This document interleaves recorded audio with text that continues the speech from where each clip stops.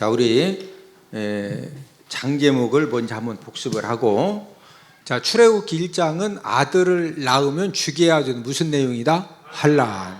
자, 2장은 모세가 사람 죽이고 도피, 미디안 광야로 도피했고, 3장은 소명, 80세 때 소명을 받고, 4장은 귀환해가지고 5장은 만남, 바로 궁에 가서 바로 왕을 만나서 하나님께서 우리 이스라엘 백성들을 3일길을 광야로 보내주라고 했으니까 내보내달라, 이렇게 이제 전달한 것 때문에 바로 왕이 화가 나가지고 여러 가지로 핍박하고 이제 그 억압을 하기 때문에 굉장히 어려움을 모세가 당하게 되죠. 그리고 6장은 위로, 하나님이 모세를 위로해 주시고 내가 쫓아내도록 만들어 주겠다. 그러면서 하나님이 쫓아내게 만드시려고 10가지 재앙을 내리시는 7장은 피, 8장은 개이파, 개구리, 파리, 9장은 덜, 정우, 돌림병, 종기우박, 10장은 매흑, 메뚜기와 흑암시양, 11장은 경고. 이번에도 내보내지 않으면은 하나님이 사망의 몽둥이 2개를 가지고 장자와 짐승의 첫 새끼를 다 죽이겠다, 이렇게 이제 경고하시는 그런 내용이죠. 12장은 유월절. 이제 유월절이라고 하는 것은 어린 양의 피를 발라서 좌우 설주, 임방, 위에 임방, 아래 임방에다가 어린 양의 피를 바른 그 집은 유월절은 지나갈 유, 넘을 월. 이 어린 양의 피가 발라져 있는 그 집은 죽음의 사자들이 지나가고 넘어간 절기다 해서 유월절입니다. 13장은 출애굽. 아주 그냥 다 쫓아내다시 빨리 나가라고 출애굽을 하게 되고, 출애굽 하자마자 14장은 도하, 홍해를 건너고, 15장은 승리 노래, 16장은 첫 만나, 17장 아말렉 전쟁, 모세의 기도에 손이 올라가면 승리하고 내려가면 패배했던, 18장은 이드로 조언, 19장, 50부장, 100부장, 1000부장을 세우라고 조언을 해줬죠. 19장은 도착, 등정, 시내 광야에 도착한 다음에 모세가 등정은 산에 올라갔다 시내산에 올라가죠. 20장은 십계명, 21장은 종살과, 종살인, 과실치상, 22장은 손해배상. 다른 사람에게 손해를 끼쳤을 때는 꼭 뭐하게 해라? 배상하게 해라. 23장은 3대 절기, 무기절, 맥주절, 수장절. 이 3대 절기는 무조건 꼭 지켜야 된다. 그래서 이스라엘 백성들은 이 3대 절기 때가 되면 12살 이상 된 남자들은 감사의 물을 준비해서 예루살렘 성전에 가서 전부 다 이 절기를 무조건 꼭 지켜야 된다. 24장은 언약 체결. 이 언약 체결이라고 하는 것은 20장부터 23장까지의 하나님과 사람 관계, 사람과 사람 관계에 지켜야 될 이 율례의 말씀을 지키겠느냐? 지키겠습니다. 언약을 체결한 다음 하나님이 모세를 다시 시내산에 올라오라고 그러시죠. 그래서 올라간 상태에서 무슨 설계도를 주셨다? 성막 설계도를 주셨다. 25장은 언떡금, 언약궤, 떡상, 금등들을 이렇게 만들어라. 26장은 휘장을 이렇게 만들어라. 27장은 번제단 이렇게 만들어라. 28장은 제사장 제사장 옷 만드는 거 하나님이 다 가르쳐 주셨죠. 29장은 유임식, 제사장 유임식을 어떻게 해야 되느냐. 30장은 물두멍을 어떻게 만들어야 되느냐, 하나님께서 전부 다 가르쳐 주셨다.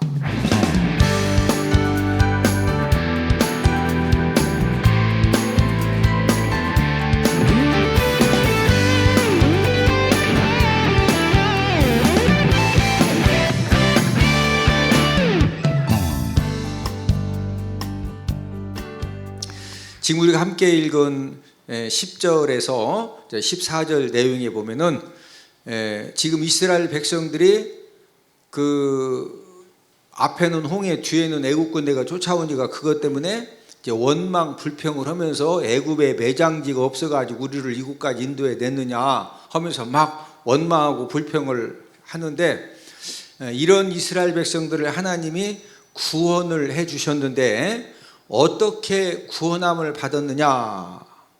자, 우리 오늘 본문 13절, 14절을 한 번 더 읽습니다. 13절, 14절에 보면은 지금 그 진퇴양난에 지금 그 백성들 원망 상황에서 하나님께서 구원해 주신 이유, 구원받은 방법이 무엇이냐? 자, 함께 읽습니다. 시작. 모세가 백성에게 이르되 너희는 두려워하지 말고 가만히 서서 여호와께서 오늘 너희를 위하여 행하시는 구원을 보라. 너희가 오늘 본 애굽 사람을 영원히 다시 보지 아니하리라. 여호와께서 너희를 위하여 싸우시리니 너희는 가만히 있을지니라. 자, 지금 백성들은 어려움, 이 죽음 위협 상황을 만나니까 백성들은 원망하고 불평하죠. 막 막말을 해가면서 원망하고 불평을 하고. 자, 모세는 지금 백성들은 원망하고 불평하죠. 진짜 앞에는 홍해고 뒤에는 애국군데 이런 기가 막힌 상황 가운데에서 지금 13절 14절에 보면은 모세는 믿음의 선포를 합니다. 모세는 뭐 했다? 믿음의 선포를 하는 거예요. 믿음의 선포. 뭐라고 선포했어요? 13절에 봤더니 너희는 무하지 말아라, 두려워하지 말아라. 왜 두려워할 필요가 없느냐? 그냥 가만히 서서 너희들이 홍해를 건널 거냐, 애국 군대하고 한판 붙어서 싸워서 이길 거냐, 이것도 저것도 못 오니까 그냥 가만히 서서 여호와께서 오늘 너희를 위하여 행하시는 뭐 봐라? 구원을 봐라. 14절에서 여호와께서 너희를 위하여 무하시리니 싸우시리니. 지금 우리는 싸울 무기도 없고 능력도 안 되고 힘도 안 되니까 그냥 가만히 서서 여호와가 너희를 위해서 대신 애국 군대와 싸우시고 홍해 문제와 싸우시니까 너희는 그냥 가만히 뭐해라? 있을지니라. 그냥 더 이상 원망 불평하지 말고 그냥 어차피 안 되는 거 막 원망하고 불평하고 막 이 썩을 놈의 세상을 찾아가면서 한다 해서 그게 지금 돼? 안 되는 것은 안 되는 겁니다. 백성들은 원망하고 불평을 했지만은 모세는 믿음의 선포를 한 거예요. 무슨 선포했다? 믿음의 선포. 자, 제가 항상 강조하는 것이 하나님은 모든 사람들을 사랑하십니다. 하나님은 모든 사람들을 뭐 하신다? 사랑하신다. 그런 하나님은 저와 여러분들 인생의 삶에 어떻게 축복의 역사를 하시느냐? 저와 여러분들의 믿음대로 하나님이 축복하시고 역사하시는 거예요. 옆 사람 쳐다보시고, 하나님은 믿음대로 축복하시고 역사하십니다. 똑같은 상황이지만은 백성들은 원망하고 불평하면서 막 하나님 앞에도 원망하고 불평하고 지도자 모세에게도 원망하고 불평하는데, 이때 모세는 믿음의 선포를 하는 겁니다. 믿음의 선포. 그냥 여호와께서 오늘 행하시는 구원을 보라. 그냥 가만히 서서 어차피 우리가 홍해를 가를 거냐, 애국 군대하고 싸워서 어떻게 한판 해보지도 못하고 그냥 가만히 서서 여호와 하나님이 대신 싸워주시고 여호와 하나님이 오늘 구원을 이제 보여주신다 이거예요. 하나님이 그 말씀을 딱 들으시고 하나님이 그 모세의 믿음의 선포대로 하나님 아버지가 역사를 해 주시는 겁니다. 그래서 믿음의 사람 한 명이 중요한 거예요. 어떤 사람 한 명이 중요하다? 네.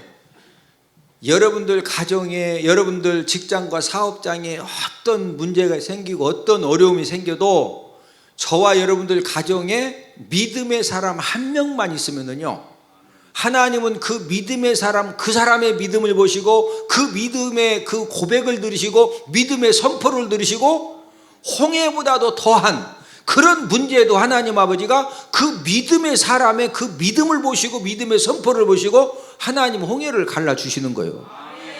네? 여러분, 야곱이 12아들을 데리고 이렇게 사는 그런 과정 가운데 요셉이 애굽의 종으로 팔려갔죠. 그래서 하나님이 그 야곱을 통해서 한 민족을 이루시는데 이스라엘 민족을 구원하시고 애굽을 구원하시고 전 세계를 구원하실 때 누구 한 사람을 통해서 구원의 역사를 일으켰다? 요셉 한 사람을 통해서 하나님 아버지가 그 무지무지하고 엄청난 역사를 일으키시는 거예요. 네? 여러분, 바울 한 사람이 다메섹 도상에서 부활하신 예수님을 만나고 정말로 그가 거듭나게 되니까 바울 한 사람을 통해서 전 세계에 복음이 전파되어지고 그러면서 각 나라마다 각 지역마다 교회가 세워지면서 여기 대전 태평동에도 대전 은폭교회가 세워진 처음 이 시발점은 어디서부터 시작됐느냐? 사도 바울을 통해서 그런 역사가 일어나는 거예요. 누구 한 사람? 사도 바울. 예? 옆 사람 쳐다보시고 얼굴을 보니 가정을 살리고 민족을 살리고 열방도 살려낼 것 같습니다. 한 사람입니다. 한 사람. 예? 저와 여러분들이 정말로 어떤 그 문제를 만나고 어려움을 만나도 모세처럼 우리가 이 믿음의 선포를 할 수 있는 그런 믿음의 사람 한 사람이 되어지면은 저와 여러분들을 통해서 지금도 하나님이 놀라운 역사를 일으켜 주시는 줄로 믿습니다. 자, 하나님이 모세를 통해서 이제 홍해가 갈라지는 그런 이제 응답을 해주시는데 그 역사해 주시는 방법이 너무너무 비상식적인 그런 이제 그 응답을 주셨는데 우리 출애굽 14장 16절 출애굽 14장 16절을 함께 읽습니다. 하나님 응답을 주셨는데 어떻게 응답 주셨느냐? 시작. 지팡이를 들고 손을 바다 위로 내밀어 그것이 갈라지게 하라. 이스라엘 자손이 바다 가운데서 마른 땅으로 행하리라. 자, 16절에 보면은 하나님께서 모세야, 너 지팡이 들고 손을 바다 위로 내밀어라. 그러면 내가 홍해를 싹 갈라주겠다. 지금 그랬어요. 야, 지팡이 들고 손을 바다 위로 내밀어 가지고 그것이 갈라지게 하라고 그랬어요? 하나님이 갈라주신다. 모세 보고 갈라지게 해라? 분명히 하나님이 모세 보고 갈라지게 하라고 그랬죠? 아니, 모세가 홍해 갈릴 수 있어요? 홍해랑 그만두고 이 컵 속에 물도 절대 못 가릅니다. 우리 사람은. 그런데 왜 하나님께서 모세 보고 야, 지금 너 무섭냐? 너 겁나냐? 떨지 말고 지팡이 딱 들고서 손을 바다 위로 내밀고 기도해라. 그럼 내가 싹 갈라줄게. 그럼 막 모세가 할렐루야 아멘하고 딱 내밀면 듣는데 16절에 분명히 네가 갈라지게 하라는 거예요. 누구 보고 갈라지게 해라? 모세 보고. 상식적인 그런 그 응답은 야, 모세야, 빨리 배 만들어라. 내가 애국 군대가 이렇게 그 가까이 하지 못하도록 구름기둥, 불기둥으로 사이를 딱 막아줄 테니까 빨리 배 만들어 가지고 하여튼 계속 건너가라. 예? 그러면은 하여튼 한 달이 됐던 두 달이 됐던 배 만들어 가지고 다 건널 때까지 구름기둥, 불기둥으로 앞에는 이제 홍해고 이스라엘 백성들이고 뒤에 지금 그 애국 군대가 있으니까 이 사이를 구름기둥, 불기둥으로 그냥 샥 막아가지고 배 만들어 건너갈 때까지 지켜주겠다. 예? 빨리 배 만들어라. 이렇게 말씀하셨으면은 좀 이게 상식적인 그런 말씀이죠. 예. 그런데 지금 16절에 보니까 누구 보고 홍해 갈라라? 모세 보고 홍해를 갈르라는 거예요. 자, 그런데 중요한 것은 이런 비상식적인 하나님의 명령이고 말씀인데 모세가 어떤 이 반응을 보였느냐가 중요하죠. 우리 21절, 출애굽 14장 21절입니다. 원래는 모세가 하나님, 제가 어떻게 홍해를 가릅니까? 아니, 홍해가 무슨, 지금 저보고 그걸 아니, 하나님 그러시기요? 막 이래야 되거든요. 그런데 이 모세가 어떻게 했느냐? 자, 출애굽 14장 21절 함께 읽습니다. 시작. 모세가 바다 위로 손을 내밀매 여호와께서 큰 동풍이 밤새도록 바닷물을 물러가게 하시니 물이 갈라져 바다가 마른 땅이 된지라. 여러분, 비상식적인 하나님의 말씀이지만은 모세가 순종하고 진짜 지팡이를 잡고서 홍해 바다 위에 손을 딱 내밀었더니요, 모세가 순종을 하니까, 자, 모세가 뭐 했다? 모세가 순종을 하니까 하나님은 뭐 하시는 거예요? 하나님은 역사하시는 거예요. 하나님은 역사하시는 거예요. 하나님이 언제까지 잠잠히 계셨느냐? 비상식적인 하나님의 말씀이지만 모세가 그 비상식적인 하나님의 말씀에 온전히 순종을 해서 지팡이를 딱 잡고 진짜 홍해 위에 내밀 때까지요, 하나님이 딱 보고 계시다가 순종하니까 그때부터 하나님이 홍해를 가르기 시작을 하는 겁니다. 예? 성경에 기록된 또 우리의 삶 가운데에서 축복의 주인공들, 기적의 주인공들의 특징이 뭐냐면요, 이 축복의 주인공들, 기적의 주인공들의 특징은 하나님께서 어떤 말씀을 주셨을 때 그 하나님의 말씀이 지금 상식적으로 전혀 내 상황하고 맞지 않습니다. 또 환경적으로 이 하나님의 말씀이 내가 순종한다는 것이 절대로 안 맞아. 그런데 하나님께서 말씀하셨기 때문에 그냥 누가 봐도 저기 지금 저 상황에 저기 지금 맞는 거요? 그런데 하나님이 말씀하셨기 때문에 사람의 모든 이성과 상식과 환경을 초월해서 순종을 할 때 그때 하나님 아버지가 뭐 하신다? 역사를 하시는 거예요. 자, 우리가 여호수아 6장에 보면은 이제 이스라엘 백성들이 요단강을 건너 가지고 첫 번째 여리고 성을 정복하는 이제 전쟁을 하는데, 여러분 그 당시 여리고 성은 난공불락의 성입니다. 왜 난공불락의 성이냐면은 지금 이제 이스라엘이 있으면은 여리고 성이 중부에 있거든요. 중부. 그러다 보니까 여리고 성은 이쪽으로부터도 침략을 받고 이쪽으로부터 침략을 받기 때문에 살아남기 위해서 그 당시에 성을 가장 튼튼하게, 높이가 10m고 두께가 6m예요.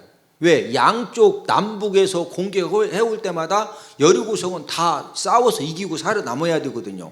그러다 보니까 군인들도 싸움을 최고로 잘하고, 그 다음에 여리고성 자체가 높이가 10m고 두께가 6m다. 지금은 별거 아니지만 그 당시에는요, 그 사닥다리 가지고 막 정복으로 올라가고 화살 쏘고 그럴 때 성 두께가 6m면은 그 화살로 막 화살 쏴가지고 성 무너져 안 무너져? 박히지도 않습니다. 돌로 성을 쌓아가지고. 근데 하나님께서 여호수아에게 뭐라고 그랬어요? 야, 6일 동안 하루에 한 바퀴씩 돌고 7일째는 7바퀴 돈 다음에 제사장이 나팔을 불거들랑 전 국민들에다 소리 질러라. 그러면은 내가 여리고 성을 너희들에게 주겠다. 그 당시에 가장 튼튼한 성을, 아니 어떻게 하루에 그냥 한 바퀴씩 돌고 마지막 날은 7바퀴 돈 다음에 소리만 질러래. 뭐만 질러? 소리만.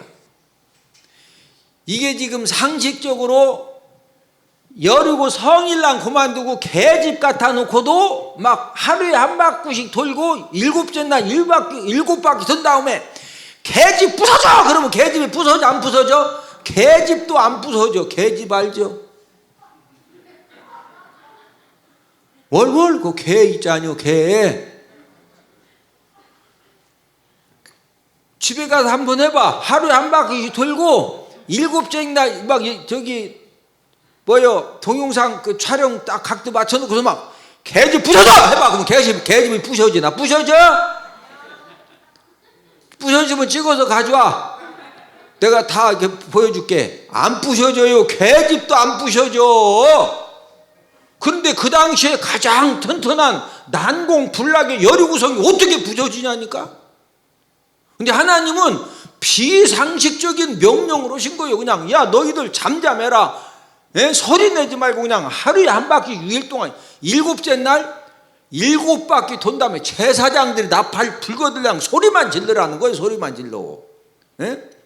여러분 비상식적인 하나님의 말씀이지만은 여호수아와 이스라엘 모든 백성들이 순종을 했을 때요, 진짜 하나님이 기적을 일으켜서 그냥 소리만 질렀는데 이 성이 무너지면서 하나님 아버지가 그냥 한순간에 이 여리고성을 난공불락의 여리고성을 딱 정복하는 그런 기적은, 역사는 누가 일으켰다? 하나님이 일으켜 주신 거예요. 우리가 창세기 22장에 보면 하나님이 아브라함을 부르십니다. 아브라함아, 네 독자 이삭을 모리아 땅으로 데리고 가서 내가 지시하는 산에 데리고 올라가서 번제로 드려라. 자, 이 번제 제사는 어떻게 드리는 거냐면요, 이제 짐승을 잡아가지고 짐승의 가죽을 싹 벗깁니다.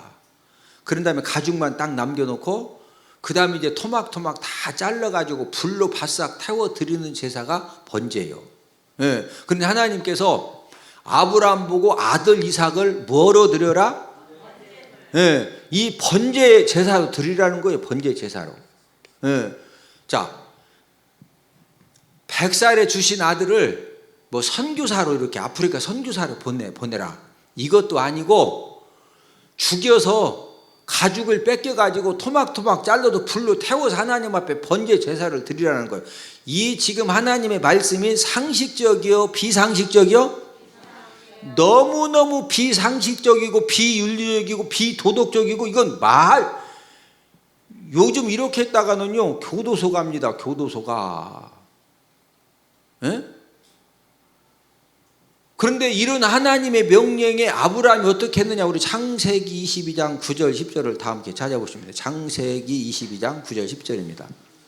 아브라함이 아내를 2번씩 내어주고 자기가 살려고 순악질적인 죄를 짓는 그런 실수도 했지만은 그 모든 것들이 한 번에 다 덮어지고 믿음의 조상이 되고, 야고보서 2장에 보면은 행함이 없는 믿음은 죽은 믿음이다. 그 행함 믿음의 간증 주인공이 아브라함이 되어지는데, 자, 창세기 22장 9절 10절입니다.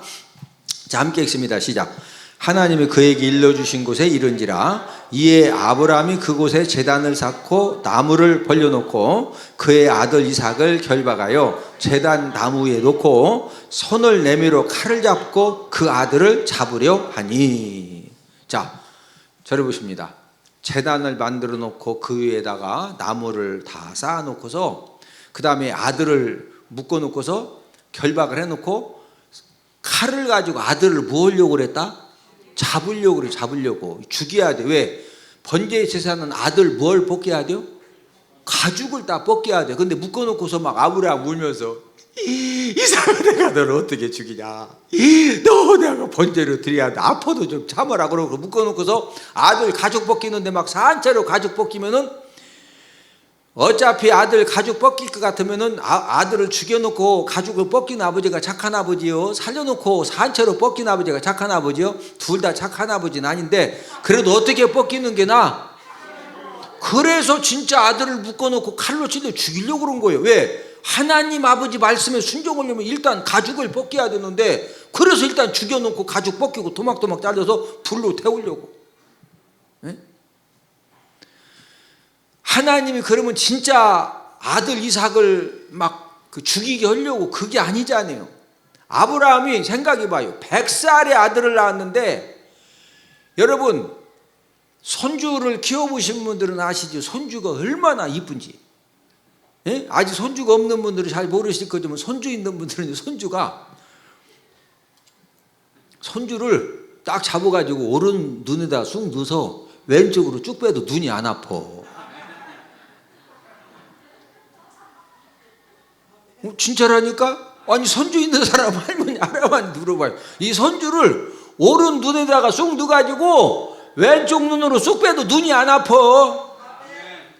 그런데 100살에 아들을 낳았으니 그 아들을 아브라함은요 막 아침에다 오른 눈에 넣었다가 왼쪽 눈으로 빼고, 저녁에 또 밥 먹고 나서 오른쪽 눈으로 빼도 눈이 안 아파. 하나님이 보니까 너무너무 아들을 사랑하는 거예요. 하나님은요 다른 부분에서는 다 용서하시고 그냥 넘어가시는데, 만약에 하나님보다 더 사랑하는 것이 있으면 하나님은요 질투하시는 하나님이십니다.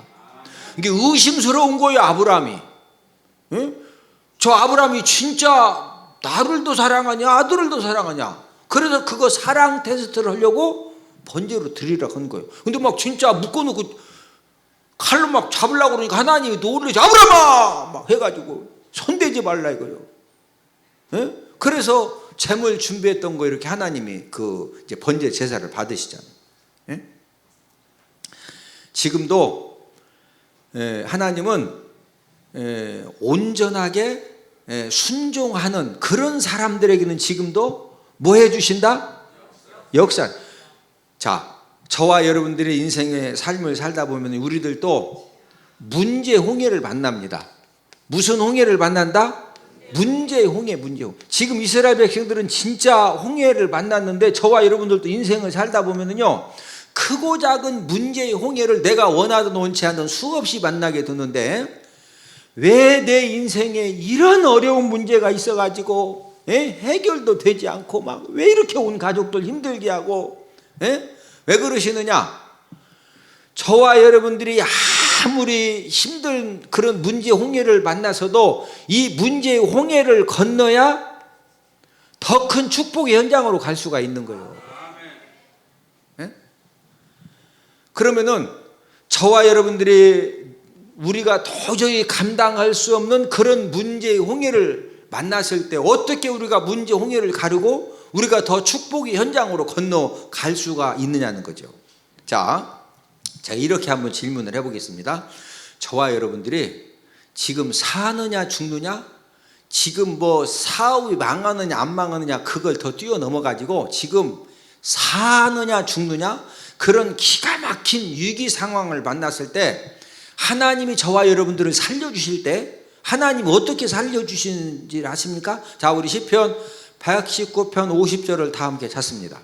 여러분들이 시편 119편 50절에 보면은 저와 여러분들이 사느냐 죽느냐, 지금 뭐 내 아들이 내 딸이 지금 학교 들어가느냐 안 돼, 그게 지금 그런 걸 뛰어넘어서 내가 지금 사느냐 죽느냐, 막 그런 기가 막힌 위험 상황을 만났을 때 하나님이, 자, 시편 119편 50절입니다. 하나님이 어떻게 저와 여러분들을 살려주시느냐. 자, 함께 읽습니다. 시작. 이 말씀은 나의 고난 중에 이루라. 주의 말씀이 나를 살리셨기 때문이니이다. 자, 무엇이 나를 살리셨다? 무엇이 나를 살리셨기 때문이니이다? 주의 말씀입니다. 저와 여러분들이 사느냐 죽느냐 그런 기가 막힌 위험 상황, 또 이렇게 감당할 수 없는 문제 홍해를 만났을 때 하나님이 저와 여러분들을 살려주시는 방법은 주의 말씀으로 살려주십니다. 저와 여러분들이 하나님의 말씀을 듣고 은혜가 되어지고 깨달아지고 그 말씀이 내 심령에 도전이 되어지고 내가 그 말씀대로 움직여지고 그러면은요, 어떤 문제의 홍해도 하나님 아버지가 갈라주시는 그런 기적의 역사를 하나님이 일으켜 주시는 줄로 믿습니다. 하나님의 말씀을 들어도 전혀 뭔 말인지도 이해도 안 되고 그냥 설교 시간만 되면 딱 입신 딱 들어갔다가 설교 마치는 기도면 딱 막 갑자기 눈이 탁 떠져가지고 또 막 기운이 확확 나. 여러분들 꼭 아셔야 돼요. 하나님 아버지가 저와 여러분들의 삶 가운데 어떤 역사를 일으키시려면요, 말씀을 통해서 막 다른 사람들은 은혜도 안 된다. 나는 엄청 은혜가 돼.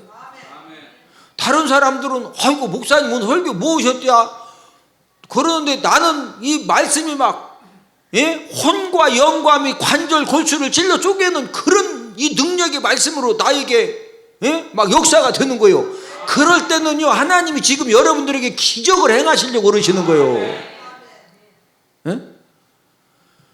하나님 아버지가 저와 여러분들이 사느냐 죽느냐 그런 문제를 만났을 때 하나님 아버지가 뭐 가지고 살려주신다? 주의 말씀으로. 자, 우리가 문제 홍해를 만났을 때는요, 우리는 하나님의 말씀의 지팡이를 딱 잡고서 이 문제의 홍해 위에 딱 내밀고 기도하면은요, 역사는 누가 하신다? 하나님이 하시는 거예요. 자, 이 출애굽의 역사는 무슨 역사냐?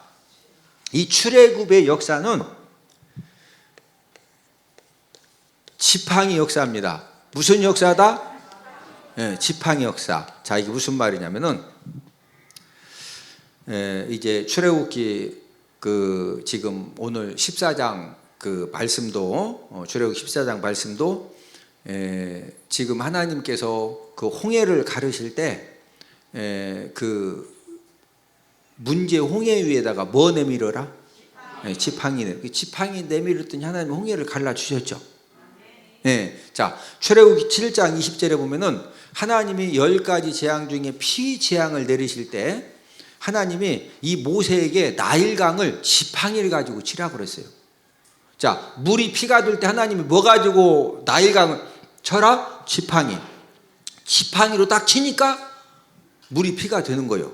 자, 출애굽기 8장 5절에 보면은 하나님께서 개구리 재앙을 내릴 때도 여호와께서 모세에게 이르시되 아론에게 명령하기를 네 지팡이를 잡고 네 팔을 강들과 운하들과 모두 위에 펴서 개구리들이 애굽 땅에 올라오게 하라 할지니라.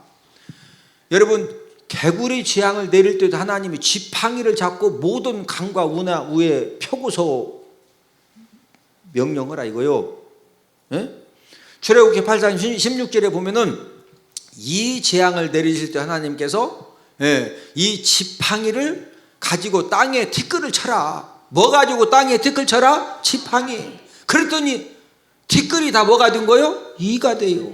자, 출애굽기 10장 13절에 보면은 메뚜기 재앙을 내릴 때도 모세가 애굽 땅 위에 그 지팡이를 들며 출애굽기 10장 13절에 보면은 여호와께서 동풍을 일으켜 온 낮과 온 밤에 불게 하시니 아침이 되매 동풍이 메뚜기를 불러 들인지라. 자, 모세가 애굽 땅 위에 무엇을 들매? 지팡이를 들매. 여러분, 메뚜기 재앙도 지팡이를 통해 하나님이 내리셨어요.